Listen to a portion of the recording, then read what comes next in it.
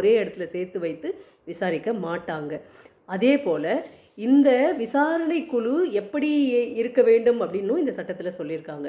இந்த விசாரணை குழுவில் ஒரு மூத்த பெண் உறுப்பினர், எந்த நிறுவனத்தில் இந்த குழு அமைச்சிருக்காங்களோ அந்த நிறுவனத்தில் பணியில் இருக்கக்கூடிய தகுதி வாய்ந்த ஒரு பெண் மூத்த உறுப்பினராக இந்த கமிட்டியில் அவங்க செயல்படுவாங்க. அதற்கு அடுத்ததாக இதே நிறுவனத்தை சேர்ந்த, நீங்கள் எந்த நிறுவனத்தில் இருக்கீங்களோ அந்த நிறுவனத்தை சேர்ந்த மற்றும் 2 நபர்களும் இதில் முக்கியமாக உறுப்பினராக சேர்த்துப்பாங்க.